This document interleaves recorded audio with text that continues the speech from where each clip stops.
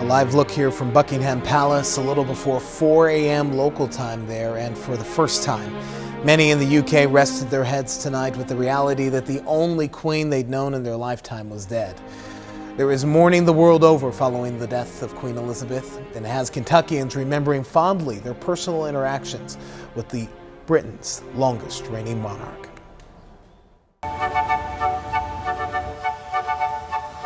When Queen Elizabeth II touched down for a visit stateside in May 2007, it was no secret she long loved the ponies.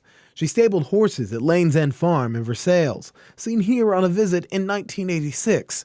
Fast forward 21 years later, and this marked her only trip to horse racing's ultimate showcase, the Kentucky Derby. And I saw her, and she's just a tiny little thing, and I was amazed that even at her age, I think she was 86 at the time, maybe.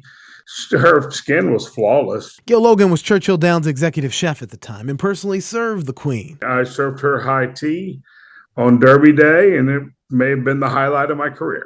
Logan recalls the meticulous attention to detail. We were doing all local, fresh, natural food, farm to fork kind of thing. So she loved that. And preparing food even smaller than normal. She had some petit fours. There were little mini chicken sandwiches. There were little tomato and cucumber sandwiches. There was Benedictine with vegetable sandwiches. I think the highlight was I found some really rare honey, some Linwood honey out in the hills of Kentucky, and she enjoyed the honey. That honey served along Earl Grey tea. Logan partnered with John Conti to make a custom batch that was later released to the public. We had a wonderful time. Brad Broker attended a cocktail party at Buckingham Palace, the Queen's home. Promoter of Broadway in Louisville had gone to England for a centennial celebration of Charles Dickens. His interaction with the Queen?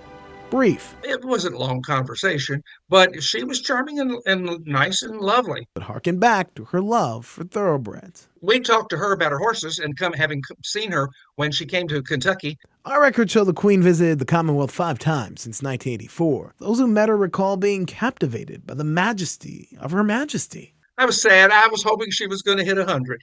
Now, in her passing, it's a memory they cherish. I'm sorry that she's gone. God rest her soul. 2 days after the 2007 Derby, Queen Elizabeth visited the White House for a state dinner. There, she met Senator Mitch McConnell and his wife, Secretary of Labor Elaine Chao, as well as then President George W. Bush. Senator McConnell honored the monarch on the Senate floor today.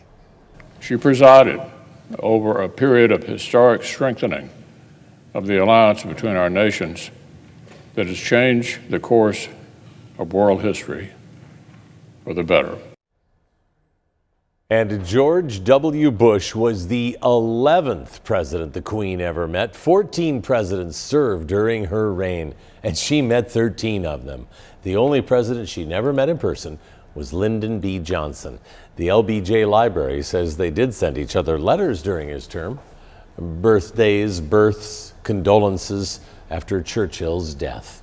Again, funeral arrangements for Queen Elizabeth have yet to be announced. We'll bring those to you, of course, when we get them on air or online. And for all of our coverage of this historic event, you can check out our website, WDRB.com.